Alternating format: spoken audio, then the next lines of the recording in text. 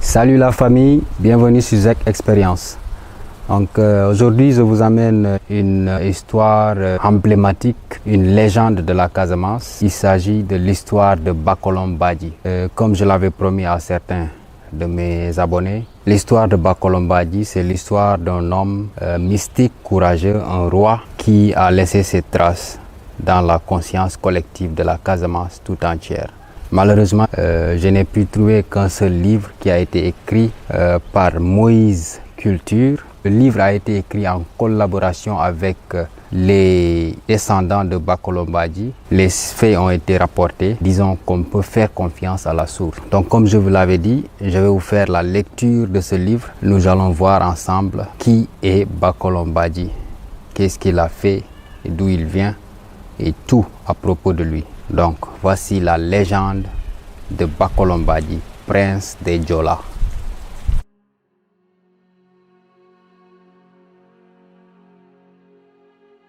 La légende de Bakolom Badji. La naissance d'un enfant de sang royal est toujours un événement grandiose. Il était de même en 1792 dans le village de Nyankit. Le roi Appa Badji et son épouse, la reine Awo Djedju, avaient attendu ce moment avec l'espoir de tout parent qui souhaite ardemment avoir un héritier afin de perpétuer leur nom aux générations futures. Tous les habitants du village œuvraient à leur besogne quotidienne avec l'impatience d'un peuple qui a remis son destin entre les mains d'un roi sage qui saurait transmettre ce don à l'enfant qui lui succéderait. À cette époque, l'islam ne s'était pas encore répandu en Casamance. La religion pratiquée était l'animisme. Les croyances mystiques occupaient l'esprit des Diola. En ce jour mémorable où la reine était dans les douleurs de l'enfantement, il régna dans le village une atmosphère inhabituelle. Un vent frais soufflait comme celui qui annonce les premières pluies alors qu'on était en pleine saison sèche. Awo Djedju mit au monde une petite fille qu'elle enveloppa soigneusement dans un tissu qui avait été confectionné pour l'occasion. Toute heureuse, elle fit porter la nouvelle à son mari qui manifeste un grand sentiment de fierté. Il arriva précipitamment auprès de la reine pour voir son enfant. Mais quelle ne fut pas leur surprise lorsqu'elles s'aperçurent que le bébé était en fait un garçon. Ce mystère créa une grande inquiétude au sein du couple qui décida de garder le secret de cette naissance surnaturelle. Appa Badji attribua ce miracle à la toute-puissance divine et en déduit que son fils aurait une destinée extraordinaire. Il lui donna le nom de Bakolom Badji et sa naissance fut annoncée à tout le village qui se réjouit avec enthousiasme de voir enfin l'héritier du trône royal. Bakolom Badji eut une enfance heureuse grâce à l'affection que lui témoignèrent ses parents. Le caractère mystérieux qui avait entouré son arrivée dans ce monde poussa sa mère à s'occuper de lui avec une grande tendresse et l'honneur que ressentait son père devant un tel miracle réjaillit sur l'enfant. Cette grande considération et ce traitement de faveur furent aussi adoptés par les habitants de Nyankit à l'égard du prince Bakolom Badji. Dans la société Diola, un enfant ne prend jamais la place dans le cercle des anciens et des sages du village qui régissent toutes les cérémonies, les événements et les coutumes locales. Mais l'exception fut faite pour le jeune garçon et il lui fut permis d'assister aux réunions et aux grands événements que sont les cérémonies traditionnelles et autres rituels. Il était convié dans tous les cercles d'honneur et bénéficiait de hautes considérations pour son âge. Cette faveur lui fut accordée par respect dû à son rang social, mais surtout grâce à son statut d'enfance miraculeux, car la nouvelle de sa naissance dans des conditions aussi étranges s'était répandue et le peuple entier lui vouait un culte particulier. Il est évident que Bacolom Badji, favorisé par cette formation dispensée par les sages et les anciens, se forgea une personnalité hors du commun. Très tôt, il se distingua par un trait de caractère particulier et symbolique. Il ne pouvait admettre l'idée qu'on puisse ensevelir les morts sous terre. Il jugeait cet acte ignoble et inhumain. Il se moquait des défunts durant leur inhumation pour marquer son opposition à l'enterrement des morts. Pourtant, dans le village, la conviction était unanime. La coutume semblait évidente, comment pourrait-il en être autrement? Bacolom Badji ne cessait de répéter cette phrase publiquement à qui voulait l'entendre. Moi, Bacolom Badji, personne ne m'enterrera sous sol. Et face à un mort, les railleries fusaient. Toi, tu acceptes qu'on t'enterre comme une graine d'arachide. Jusque-là, ces déclarations n'inquiétaient pas trop son peuple. Nombreux étaient ceux qui prenaient ses propos pour des blagues dues à son jeune âge. Dans le cercle restreint des sages, il en était autrement. Certains esprits commençaient à le prendre au sérieux sans le manifester publiquement. Ils avaient dans la discrétion l'habitude de commenter les propos du jeune garçon. Mais personne ne réussissait à découvrir ce qu'il mijotait. Bacolom Badji les défiait tous, leur donnait rendez-vous le jour de sa mort, affirmant à qui voulait l'entendre qu'il n'allait pas mourir comme le commun des mortels. Non, lui, Bacolom Badji, repartirait d'où il était venu. Il remonterait au ciel. Les habitants du village prenaient ses discours pour des plaisanteries. Connaissant sa réputation d'amuseur et son aptitude à toujours trouver les mots justes pour créer la surprise dans les moments forts, Bacolom Badji se vantait à présent de pouvoir défier la mort en quittant ce bas monde à sa manière à lui, en s'élevant vers le ciel. Quelle audace de sa part! Sa qualité de futur roi lui faisait tourner la tête, c'était évident. Le temps passa au village, Bacolom Badji grandit et devint roi à son tour quand ses parents quittèrent ce monde pour rejoindre leurs vénérables ancêtres.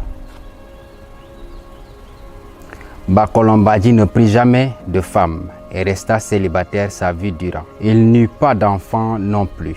Il préparait lui-même ses repas et confectionnait ses instruments de cuisine dans le respect de la tradition. Des calebasses bien taillées lui servaient de récipients, des canaries comme réservoir d'eau, des marmites fabriquées à base d'argile pour préparer les repas, des mortiers et tous les ustensiles en bois sculptés. Bacolom Badji était droit de ses mains. Il cultivait aussi la terre et produisait sa nourriture. Il conservait précieusement les objets de culte en fer, en aluminium et en bois que seuls les anciens pouvaient utiliser pour différentes activités et cérémonies bien précises. Bacolom Badji dirigeait son peuple avec droiture, justice et sagesse. Mais il ne changea jamais d'idée concernant sa mort. Les années passèrent, les saisons défilèrent. Les anciens rejoignirent les ancêtres, tandis que les nouvelles générations leur succédaient. En 1889, Bacolom Badji atteignit l'âge de 97 ans. Une grande fête était prévue pour l'anniversaire du roi. Bacolom Badji annonça aux sages qu'il repartirait ce même jour en pleine fête. Les rares hommes au courant de départ ne croyaient nullement à cette hypothèse. Tout avait été prévu pour donner à un événement aussi important un cachet bien particulier. Les invités étaient venus de toute la région du Fogné, apportant des récipients remplis de vin de palme, des feuilles de tabac en quantité. Ce sont deux ingrédients majeurs qui sont toujours au centre des festivités en pays Diola, dans un siècle où la pénétration de l'islam n'avait pas encore atteint son paroxysme. Des bœufs, des taureaux furent tués. Les femmes préparèrent un repas copieux destiné à la population locale et aux étrangers. La fête démarra aux premières heures de la matinée. C'est aux environs de 14h30 quand l'assistance eut fini de prendre le repas de midi, que le tam-tam commença à résonner dans un bruit assourdissant. Ce tambour est un instrument purement traditionnel, appelé bakanamam en langue diola. Il produit un son qui enivre le public. Une immense foule s'était réunie sous le fromager du quartier Bassène. Nombreux étaient ceux qui dansaient là, agitant leur corps dans une transe communicative. Ils étaient loin d'imaginer qu'ils avaient rendez-vous avec le divin pour célébrer la montée au ciel de Bakolombadi. Jusqu'ici, la nouvelle ne s'était pas encore propagée. Le secret avait été bien gardé. Bakolong ne l'avait partagé qu'avec un nombre très restreint de ses proches, dont ses oncles maternels de Suel, chef-lieu d'une communauté rurale d'où était issue sa mère. Tandis que les griots battaient les tam-tams et que la foule s'agrandissait davantage en poussant des cris de joie sous les applaudissements, Bakolombadi s'était isolé et s'entretenait avec quelques-uns de ses parents maternels. Ensuite, il sollicita les membres de sa famille afin qu'ils lui attachent des feuilles de rognier aux bras et aux jambes. Bakolong portait un accoutrement purement traditionnel utilisé lors des rituels en milieu diola. Il arborait un premier pagne noir qui couvrait ses jambes ajustées des reins à l'aide d'une corde. Le deuxième pagne, noir également, couvrait son corps en laissant apparaître une bonne partie de la poitrine et l'épaule droite. C'est vêtu ainsi que Bakolombadi se présenta publiquement et officiellement à l'assistance qui l'attendait sous les fromagers. Il était 17 heures. Les détonations des coups de fusil artisanaux tirés par des personnes choisies pour la circonstance résonnèrent dans tout le village et ses alentours. C'était le moment annonçant l'entrée de Bakolombadi parmi la foule, esquissant ses premiers pas de danse. Les danseurs étaient ivres de joie à cet instant précis des festivités grâce à une composition musicale constituée de chants et d'applaudissements mêlés au son de la flûte et de la corne. Le tam-tam rendait un son mystérieux dont seuls les esprits avertis et initiés perçaient le secret.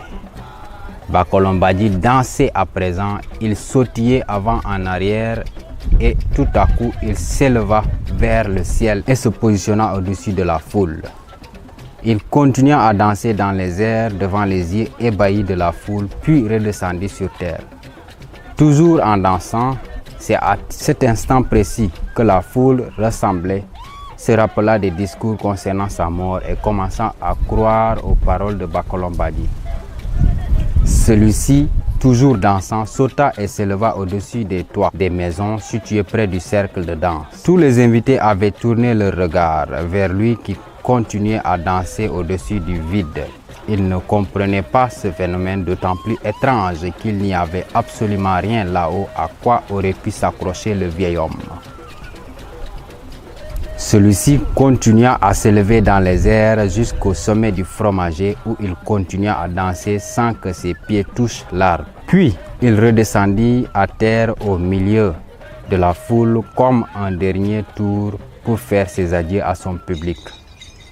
De vifs applaudissements accompagnaient ces multiples pas de danse, dans une ambiance purement traditionnelle grâce aux instruments de musique, aux chants et aux claquements des mains, aux cris et aux hurlements de la foule en plein délire mystique.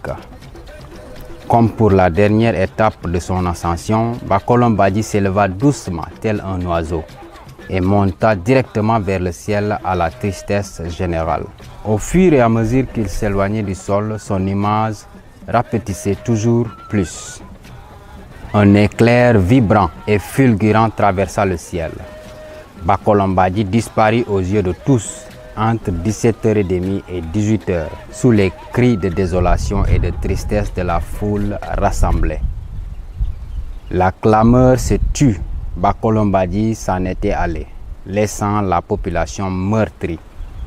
Sa naissance mystérieuse de par son changement de sexe avait été un premier miracle. Il venait d'assister à un second miracle, son ascension vers le ciel. Y en aurait-il un troisième? C'est la question que tous se posèrent durant les 2 années qui suivirent jusqu'à ce jour en pleine saison sèche où quelqu'un découvrit une tortue sur le chemin qui traversait le village. Ce fut un grand sujet d'inquiétude pour la population de Nyankit, car cet animal n'apparaît généralement qu'en saison hivernale, quand l'humidité du sol est au plus haut. Deux anciens parmi les sages, Fodé Akurul Badji et Youssoufa Badji, ayant constaté avec beaucoup d'angoisse la présence de cette tortue sur le chemin à l'intérieur du village, étaient là en grande conversation sur la conduite à tenir devant un tel présage. Fodé Akurul, pris de panique, tomba en transe et poussa de grands cris avant de s'évanouir, alertant la population. Les villageois accourus sur les lieux pour s'enquérir de la raison des cris stridents constatèrent avec une grande surprise la présence de cette tortue sur le chemin du village. C'est la première fois qu'ils voyaient un tel animal en saison sèche. Tous pensèrent à un nouveau miracle car il n'y avait pas d'autres explications.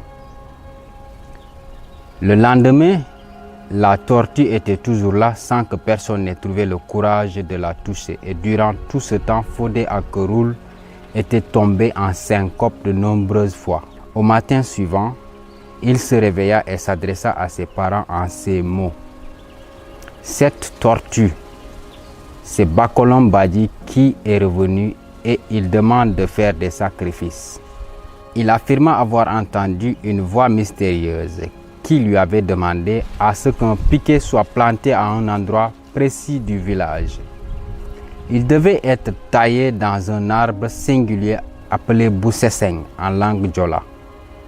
L'implantation de ce piquet nécessitait une cérémonie traditionnelle, un événement pendant lequel un coq devait être immolé sur le lieu qui deviendrait alors une place sacrée. Les préparatifs furent rapides. L'urgence de la situation l'exigeait. Mais voilà au moment crucial où le coq allait être immolé. Amagnas Badji se saisit de l'offrande en déclarant qu'il remettait totalement en cause les révélations de son frère Fodé Akurul. À l'instant où il quitta la place pour rejoindre sa demeure, une étoile lumineuse vint se poser sur sa joue. Pris de panique, il courut vers sa femme, tenant toujours le coq. Celle-ci le somma de rendre immédiatement l'offrande, ce qu'il fit promptement, et l'étoile disparut aussitôt de son visage. Pour demander pardon de son geste, Amagnas offrit personnellement un second coq en sacrifice. Puis les habitants du quartier Bassène apportèrent sur les lieux un taureau appelé Makulo. Pour y être sacrifié, quelques personnes étaient chargées de le porter sur les épaules.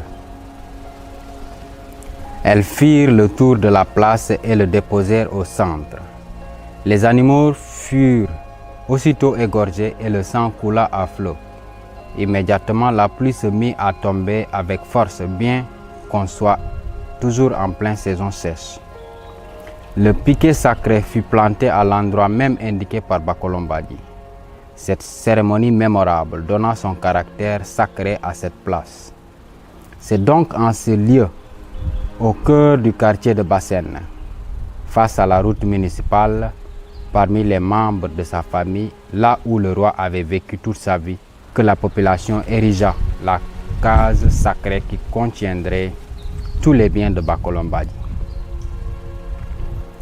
Faite de piquets plantés tout autour en laissant une porte d'entrée étroite, la case sacrée abrite en son centre, outre le piquet sacré, quelques instruments d'usage à l'occasion des cérémonies de recueillement et de prière. Si le centre est réservé aux sages et aux proches de la famille Badji, le pourtour est dédié à l'assistance. La case est toujours recouverte de paille ou de feuilles de rognier. Elle est constamment gardée et protégée afin de préserver son entière sacralité. Ainsi, toute chose impure qui pourrait souiller ce lieu est interdite. À l'occasion des cérémonies de prière ou de recueillement, les sages officient à l'intérieur de la case dans la pratique des différents rituels habituels, tandis que l'assistance gravite autour d'eux sous forme de cercle ouvert. Les paroles sacrées sont prononcées dans des prières qui implorent le Tout-Puissant autour du piquet béni et sacré. Nombreux sont les membres de la communauté, mais aussi les étrangers, à venir consulter les sages et recevoir une bénédiction. Il est demandé aux visiteurs d'apporter du vin de palme, un peu de riz, quelques feuilles de tabac, ainsi qu'un coq pour les hommes et une poule pour les femmes. En ces occasions, ce sont les membres de la famille Badji qui sont chargés de prononcer les paroles sacrées dont eux seuls ont le secret. Les sages du village s'y retrouvent périodiquement pour des sacrifices afin de conjurer le mauvais sort et d'apporter le bonheur. Une autre particularité tout aussi étonnante doit être révélée. Les feuilles de rognier qui étaient attachées au corps de Bakolom Badji lors de son ascension sont retombées sur terre lorsqu'il eut disparu dans les cieux. En s'éparpillant, les feuilles se sont dispersées loin de leur point de départ pour se répandre dans plusieurs villages environnants. Et partout où ces feuilles sont tombées, elles ont constitué des bosquets et des forêts de rogniers qui s'étendent à perte de vue, soit dans les champs ou aux abords des rizières. C'est le cas de Katinon, un village situé à quelques kilomètres de Niankit. Dans cette région, constituée en particulier de vallées qu'on dit mortes, car la sécheresse du sol empêche toute culture, la densité des rogniers est la plus forte dans le périmètre du quartier de Bassène. Les rogniers sont ainsi présents dans les 16 villages que compte la communauté rurale de Suel, qui polarise le village de Niankit. La légende dit que la présence massive de cette espèce arboricole est l'œuvre de Bakolom Badji qui a envoyé ses feuilles de rognier en guise de cadeau au peuple de ces contrées. Le rognier est un arbre qui tient une place importante dans la communauté Diola. Les tiges des feuilles sont utilisées pour clôturer les terrains des habitations et la confection des paniers et autres récipients à usage domestique. Quant aux feuilles, elles sont toujours employées de nos jours pour réaliser l'accoutrement du kumpo, un être mystique qui est habillé et présenté au public par des hommes initiés pendant la saison sèche, après les grands travaux champêtres. Il s'agit là d'un événement culturel largement répandu dans la communauté Diola. Dans les danses des masques, le kumpo occupe une place active et participe pleinement aux différents événements historiques et culturels qui ont lieu dans les royaumes Diola. Par contre, il n'est pas présent lors de l'initiation communément appelée Boukout ou Foutamp. L'autre vertu du rognier est culinaire. L'arbre de Bakolom Badji, comme l'appellent certains habitants du Fogny, produit des fruits appelés cônes ou sikompas en langue Diola. Ces fruits qui mûrissent généralement en début de saison sèche font partie intégrante de l'alimentation de toute la région naturelle de la Casamance. De plus, les cônes qui ne sont pas cueillis et consommés tombent de l'arbre et se transforment en tubercules, autre forme de consommable. Le rognier est un gage de rentabilité d'une importance capitale dans toutes les contrées de cette partie du pays et même au-delà. Actuellement, le commerce du rognier est très lucratif, permettant à de nombreuses familles de vivre décemment. Les troncs, les feuilles, les tiges et les fruits sont vendus à des commerçants venant d'horizons divers et lointains. Les fonds tirés de la vente du rognier financent l'éducation scolaire des enfants en priorité. L'héritage de Bakolom Badji apporte satisfaction à toute la communauté de son Fogny natal. Désirant conserver ce patrimoine culturel qui est l'histoire commune, la population de Niankit organise périodiquement des journées de manifestation au rythme des sonorités locales, exhibant les figures emblématiques qui ont marqué l'histoire du village, attirant de nombreux visiteurs locaux et étrangers en quête de spiritualité et de bénédiction, ou tout simplement par curiosité, car il faut avouer que l'histoire extraordinaire de l'homme que fit Bakolom Badji méritait bien d'être reconnue sur le plan culturel et de figurer dans les manuels scolaires des enfants du Sénégal. Aujourd'hui, L'héritage de Bakolombadji est toujours préservé sous forme de musée en face de la case sacrée dans la bourgade de Niankit située dans l'arrondissement de Xinjiang. Il s'agit là d'un véritable patrimoine qui nécessiterait une conservation sous l'angle de la modernité. Il est l'une des richesses aux multiples facettes de la culture Diola. Lorsqu'on compare l'histoire des Diola en Casamance, en Gambie et en Guinée-Bissau, on remarque des différences de comportement significatives. En Gambie, l'Angleterre a pu éviter les conflits grâce au respect des traditions et des coutumes locales. Les Portugais en Guinée-Bissau et les Français en Casamance n'ont pas su instaurer ce climat de respect mutuel. De nombreux combats ont éclaté jusqu'à l'indépendance de la Guinée-Bissau. Chaque conflit a provoqué des mouvements de réfugiés au-delà des frontières politiques. Aujourd'hui, les tensions se sont apaisées en Casamance. Les seuls combats sont ceux de la lutte traditionnelle Diola. C'est une lutte sans frappe, pratiquée entre les jeunes des villages à l'occasion d'événements culturels. Les actuels désaccords entre les Diola et les pouvoirs administratifs du Sénégal sont l'expression d'une volonté farouche de conserver leurs traditions, leur liberté culturelle, leur identité et leur développement économique et social. L'autosuffisance alimentaire est un aspect très important dans la communauté Diola. Composée principalement de cultivateurs de riz, ils récoltent également du manioc, de l'arachide, du vin de palme, des haricots, les fruits et du miel. Ils vivent aussi de l'élevage, de la chasse et de la pêche. Ils pratiquent l'épargne qui leur permet de financer les besoins familiaux et communautaires, les cérémonies religieuses et les événements culturels. La scolarisation occupe une place importante dans la communauté. Si de nombreux Diola se sont convertis au christianisme et à l'islam, il en existe encore qui pratiquent uniquement la religion traditionnelle, Adjamat, et qui luttent pour préserver leur religion monothéiste. Je rends ici hommage à leur intégrité. Fin de l'histoire de Bakolombadji. L'œuvre a été écrite par Moïse Culture, comme je l'ai dit tout à l'heure. C'est un Antillais qui a vécu au Sénégal pendant des années, plus particulièrement en Casamance, et qui a, comme tout le monde, entendu parler de cette légende, cette figure emblématique que pratiquement toute la Casamance connaît très bien. Donc j'espère que vous avez apprécié cette histoire, que moi personnellement je trouve intéressante. On se voit la prochaine fois pour une nouvelle histoire du Sénégal, de l'Afrique ou du monde. Merci d'avoir suivi, merci d'avoir écouté cette vidéo. Donc avant de vous laisser, je vous demande de vous abonner, de partager cette vidéo et d'aimer. Merci encore, ciao, big up.